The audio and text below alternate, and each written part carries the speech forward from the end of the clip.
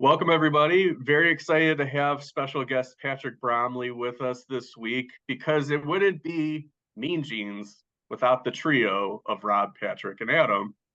And this is a special edition of Mean Genes because it is Halloween Genes. And to tee this up a little bit, Mean Genes is a series where we revisit movies that Gene Siskel has panned or outright disliked, and we kind of talk about those movies and if we agree with Gene and what our thoughts are on those movies. But this spin, obviously, because it's Scary Movie Month, we're talking about three horror movies that Gene did not like, which was a common thread throughout most of his career. He was not the biggest fan of the horror genre. There's, of course, I'm sure exceptions where he did like those movies, but I mean, he famously didn't like The Silence of the Lambs, and he was always against kind of like themes of violence against women and child endangerment, which are things that obviously we don't support, but there's things that are common threads in the horror genre. And if you judge it just based off of the content and not how it's dealt with, you could obviously fall into the camp of just being like, this is outright trash. And that's kind of where he was always coming from. So we are going to kick things off with a movie that he gave 2.5 stars to, which is still a thumbs down, but is the most positive of the three reviews. So it is 1995's In the Mouth of Madness, directed by John Carpenter and starring Sam Neill. Gene said, John Carpenter takes a clever premise, a horror writer's books literally driving readers crazy, and runs it into the ground with routine slasher thrills. What could have been a nice satire on the work of Stephen King turns out instead to just be a setup for traditional movie mayhem. 2.5 stars. One, yeah, you can't just throw the word slasher in there. It's not interchangeable with horror. Yeah. Two, don't get mad because it's not the movie you wanted it to be. It's not a satire of Stephen King. Right. Therefore, it's bad. Three, there's nothing routine about In the Mouth of Madness. Yeah. Yeah, I don't understand this at all. That's the kind of review I feel like he wrote before he even saw the movie. Yes. He had that review queued up and ready to go because there's nothing common about it. This movie is so weird and I love it so much. Yeah, I don't know what he kind of wanted necessarily within the Mouth of Madness. It reminds me of his review I remember of Wes Craven's New Nightmare, where he's like, oh, it's an interesting setup, but then they kind of devolve into, suspense third acts and things like that. And it's kind of like, yeah, but it's not a thesis paper. You have to kind of marry cinema with what your points are. And I think In the Mouth of Madness does a really good job of it. I think it's obviously was Memoirs of an Invisible Man Carpenter's movie right before this? It almost seems like he's rejuvenated to be back in his lane of Prince Chevy of Darkness. Chase drove him to greatness. Yeah, exactly. And I love just the nightmare logic of the movie. I love any horror movie that has to do with books and horror authors. They always seem to be good. That subgenre is just, and maybe it's because you have such a great template to work off of, with Stephen King. It's like making a Christmas movie and you're like, oh, we have Santa Claus to draw off of. So right. So that's pretty good. But I think this one's just so much him in his wheelhouse, just Steven Spielberg directing Jurassic Park. It's there's nobody better to do this right now. He knows what he's doing. So I love Sam Neill in this movie. Yeah. And is this character the most John Carpenter character? He is he's a cynical, jaded insurance claim investigator. Is such a John Carpenter, to me, analog. When you hear Carpenter talk, obviously, Carpenter's movies are cynical and about institutions, and he's got this sort of edge to him. This is such a perfect character for him to want to portray in a movie. I know he didn't write the original screenplay, but it's such a fun character to see someone like John Carpenter with his sensibilities kind of take on and portray. Yeah, he just needs to be into basketball games and video games and things like that. Yeah, I worry that the ultimate John Carpenter analog is James Woods in Vampires. Well, that's maybe. It's not a problem because I love Sam Neill and I love his performances. But maybe it's because my entry point to him was Dr. Alan Grant. I find him immediately sympathetic no matter what he's doing in any movie. So if he's playing kind of a jerk in The Mouth of Madness, or a crazy scientist or in Event Horizon, I'm siding with him, even though like everything he's doing is awful. Like I've never seen that Omen movie he's been in, but I know I'm gonna side with him the whole movie. I know, like in Possession, I'm just like, why isn't Isabella Johnny being nice to him? And it's sort of like a blind spot for me because I find him so likable. I like the idea of you watching Event Horizon and being like, he's got some good points. I'm like, Noseworthy did it to himself just as much as anything. He doesn't read tough guy. He reads like he can read like corporate drone who thinks he's tough. Like, you know what I mean? Like he's got this sort of a smarmy charm about him in this movie. Yeah. And I do like that about him. And it's worth noting he did test for Bond, in the late 80s. Like there is a screen test of him as James Bond, and which I think would have been a very, very interesting choice, not only for that character, and obviously would have taken his career in another way, but he could do that. I've seen that screen test. It's not bad. And it would have been interesting to see what he did with the James Bond franchise. This movie rules, and for years it was like the best John Carpenter movie that people hadn't come around on yet. Yeah. And now I think everybody has, and everybody loves In the Mouth of Madness. This might be his last great movie. Like I like Escape from LA. I like a lot of vampires. But this might be the last like true Carpenter classic.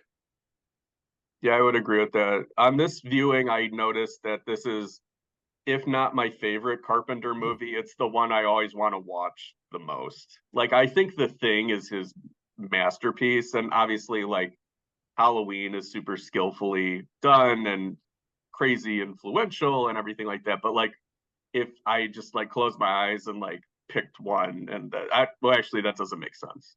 If I just picked the one I want to watch the most, I would pick In the Mouth. So you're saying what, 2.5 stars? Okay, so our next review is going to be Pet Sematary from 1989, directed by Mary Lambert, who also directed the sequel Pet Sematary 2. Gene said, the latest sickening adaptation of a best-selling Stephen King thriller. This one involving a parent who buries his dead child in a burial ground that revives and alters those interred there. The grisly scenes include a child being hit by a truck, a couple of vampire-like neck bites, and the child turned into a monster. 0 stars. I find like when he's doing his litany of things I found offensive, not even on like child hit by a truck, but then he's like, but these vampire-like neck bites. And it's like, I saw some worse stuff in this than the vampire-like. And he's literally talking about the scene where Gage bites Judd's neck, right, and pulls out his jugular. There's nothing vampire-like about that. I mean, to his credit, he did watch a lot of horror, and they reviewed a lot of horror in their shows, and I don't think that it was ever like a performative like outrage. I think that they were genuinely touched in the wrong way by these things. And is that like a late Reagan era thing too? Like, you know what I mean? Maybe. I mean, they were very like, they weren't ever elitist, because I mean, like if you go back and watch like a lot of their 80s reviews or like early 90s reviews, they are critical of like Reagan era. They're critical of like yuppie culture, things like that. So I don't think it's anything like with that. I think maybe towards the 90s they were coming around on that a little bit, because I watched this one review where they were talking about The People Under the Stairs, and Siskel made a point of pointing out that Dave Kurz, who is another Chicago Tribune movie critics review, pointed out that like it unlocked that this is like Nancy and Ronald Reagan proxies, and he seemed to respond more positively to the movie. And then Rogers just like, yeah, but you said all this stuff and you're still giving a thumbs down. And he's like, yes, it's still thumbs down. Yeah. But anyways, The Pet Sematary, this was like a seminal sleepover movie for me when I was getting into horror. I watched it at a very young age where it scared the living shit out of me for many reasons. But I know, Patrick, you are afraid of us. I definitely want to talk about the Zelda of it all. The Pascal was the thing that fucked me up the most when I was a kid, because it was just something about guy with head wounds standing in a doorway and talking to you and then evaporating, and you're the only one who can communicate with him. that really, really bothered me. I remember there was a sleepover where me and a friend of mine watched it, and I basically was like, well, your house is cursed now, so I have to go home. So I like called my parents, and I'm just like, yeah, I'm not staying over there. Like, you have to pick me up. I will admit I did watch I read the book this summer. This was one of my Stephen King reads of the summer, and I do admit while I do like this movie a lot, I did miss some of the stuff that was cut. I mean, King writes the screenplay for this, and he does a really good job adapting his own novel. But there's just little nuances in there that I thought made the story really, really, really good. I do dislike that he changed his ending a little bit. The ending of the book is slightly more ambiguous, whereas the movie kind of makes the ending a little bit more explicit. So I do prefer the book ending, but other than that, it's still just a really effectively done movie. I still think that so many times in these King adaptations, the protagonist is not an effective leading man casting choice. It's Listen, Yeah. I will curry no Midkiff slander It- on your web series. How is Midkiff's character, I'm blanking on the name, Lewis Creed. written in the book? Because in the movie, it's almost comical that Denise Crosby's family hates him because he's so like kind of nice, and he's a doctor. So it's not like an elitism thing, Yeah. but they're just like, you're a piece of shit. And it's just like, for what reason? And then these people are, they left Zelda by her with their young daughter. They have a lot more skeletons in their closet than it seems like Dale Midkiff does. So The characterization in the book is a little bit more nuanced. okay, yeah. This is one of those movies like Poltergeist for me where it feels like the ground is spoiled as a movie. Like it just feels like an evil movie in a way that I enjoy. Um, it's a movie that's so mean-spirited that it circles back around and gets past my defenses, and like The Mist, I'm just like, well, this is just impressive at this point. Like, go even like make it even more mean-spirited, please.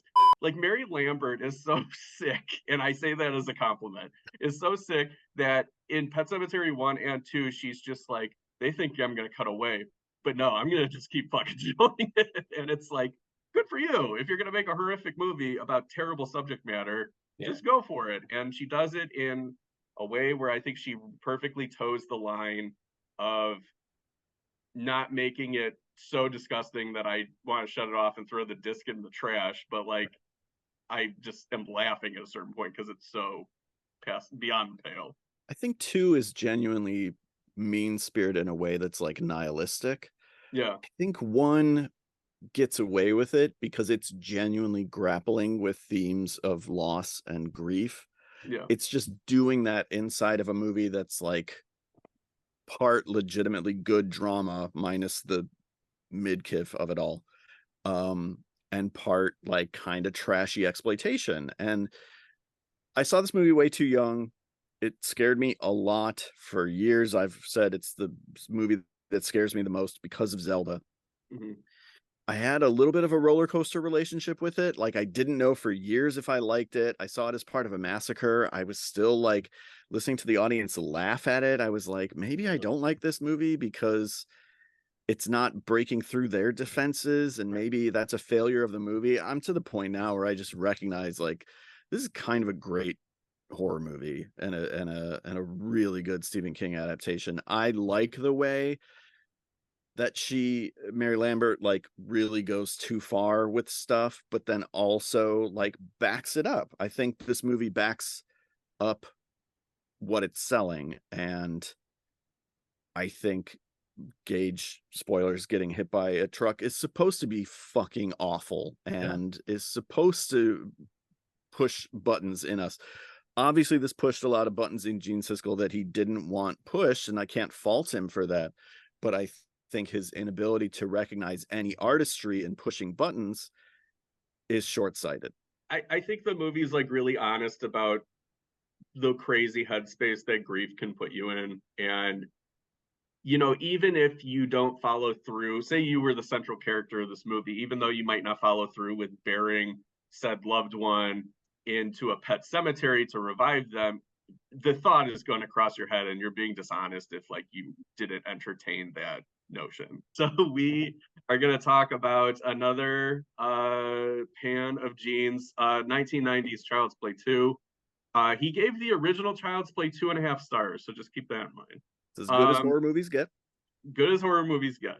So Child's Play 2, a vicious, ugly little thriller involving the latest foul-mouthed mayhem from the knife-wielding children's doll. A child is in jeopardy throughout this sick movie. No stars. I love Child's Play 2. I love the first Child's Play. I think that's obviously, like, we've talked about it with Teenage Mutant Ninja Turtles. That's like the best possible version of this premise. Tom Holland has like a much more gritty, Chicago-y, Friedkin-esque, grounded take on this story, which totally works.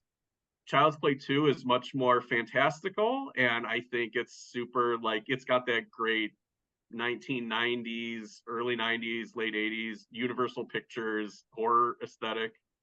And I don't know, I think the thing that just kind of makes this movie cook, so to speak, is like Kimberly Elise and Alex Vincent are so cute together and fun together that you just immediately identify with them and want to root for them. And it's so brisk and just kind of light and fun.